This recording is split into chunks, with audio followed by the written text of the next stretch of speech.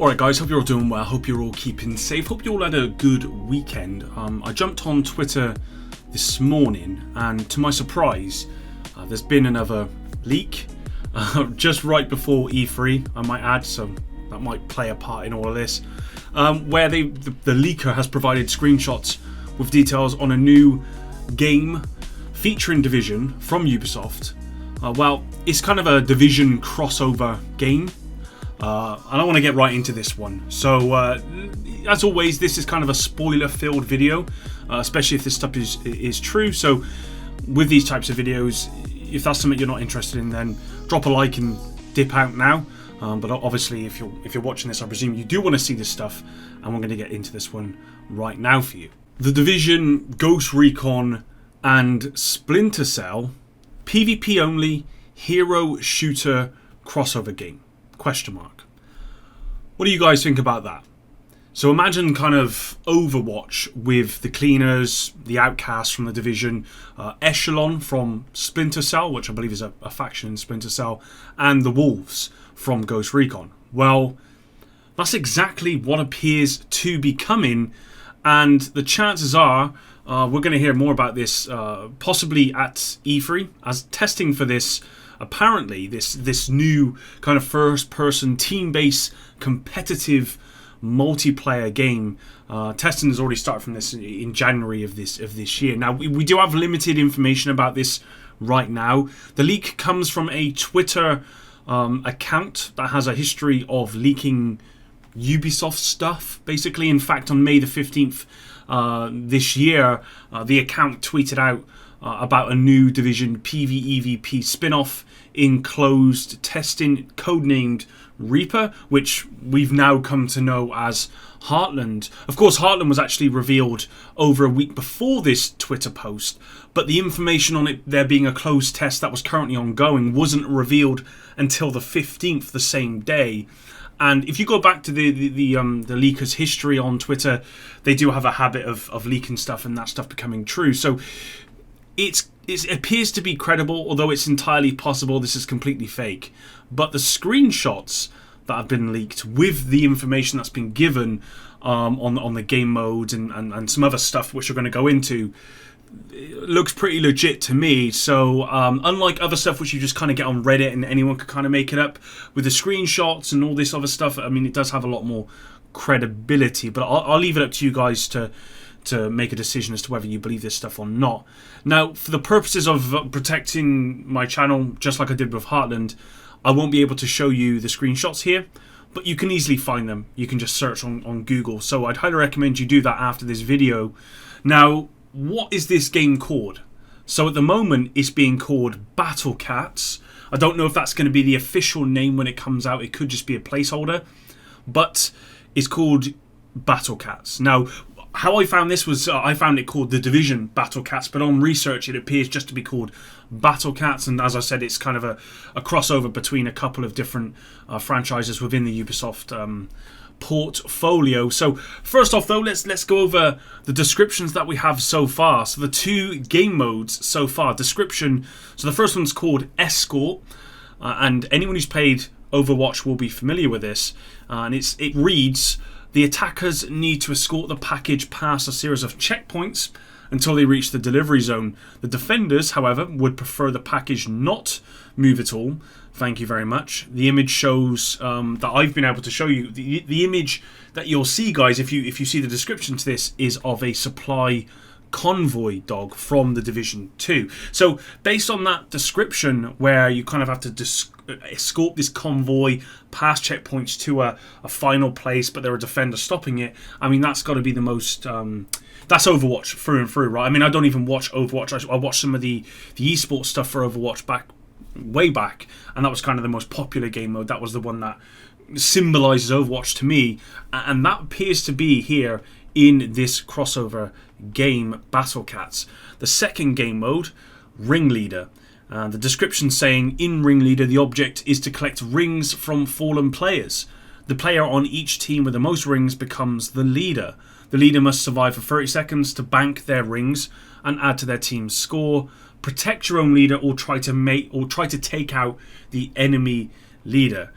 Now, I don't play many competitive games PvP wise, and I don't really play PvP games anymore. The only PvP game that I'm currently playing is was it Battlefield 1, and I don't play competitively. There's not game modes like this, but for anyone who does play like Overwatch, Rainbow Six Siege, all of that sort of stuff, Valorant, whatever, let me know if there's a game mode like this, because I can say that I've not heard of a game mode like this before. So if that's true, then it's interesting, and it could be some of that. A lot of PvP players, it might work as a kind of, because I think what they're doing with this game is like they want to move into that kind of esports kind of scene, and this may be a game mode that is new and fresh and brings it to the forefront. Now I want to move on to the heroes, because it is kind of like a hero shooter. I think for the purposes of the game they're factions, but it is a hero type shooter, so we'll just call them heroes for now. So first up, the cleaners. So the description says meet the cleaners, and then it says these former NYC sanitation workers solve all their problems with one tool: fire. Cleaners are damage dealing specialists packing an extra grenade in their loadout along with hardware like a napalm turret, a flame spreading drone strike, and an old fashioned flame thrower. Oh, did you want that objective? Sorry, it's on fire. So that's one of the descriptions we've got for the cleaners. So the cleaners are going to be here in this Battle Cats game. Another part about the cleaners, another description says burn it with fire. When cleaners need to get rid of pesky enemies and make sure a capture zone is really deeply cleaned and burning, well, there's an ultimate for that, the Purifier. This flamethrower ensures that all foes at close to medium range are well done. So just from this description alone, there is going to be ultimates, and again, I think that's very much Overwatch, where you'd have your kind of abilities that you could spam almost, but then you'd have like one big ability which was on a much longer cooldown, and it appears to be somewhat similar happening here with this game, with this new hero shooter. And moving on to the next hero or faction is the Outcasts. So it says here, meet the Outcasts. The fanatical Outcasts are reborn survivors who learn to take care of their own. Similarly, they take care of their team as Battle Cats healer support class. Dealing damage boosts their own health regen, and they can heal nearby allies or drop a hive. And I've put ... because the actual picture that we've got, the screenshot we got, it looks to appear that there's text below, but you can't read it, but we'll get into that in a minute. So, excuse me. So it looks as though the Outcasts are the healer support class. It looks as though maybe the cleaners are more of like your DPS class or AoE class. So there is going to be those different classes, and again, very much Overwatch, guys, so just bear that in mind. It also says here Lifesavers, and this is about the Outcasts. The Outcasts' Divine Intervention Ultimate prevents them and their allies from dying for a limited time, which can set up some incredibly clutch plays. So it's basically, it's not Nomad, right? But if you played Division 1 and you had Nomad, you basically had a second life. This is different in the sense that it means that you can't take any damage. No one can take any damage.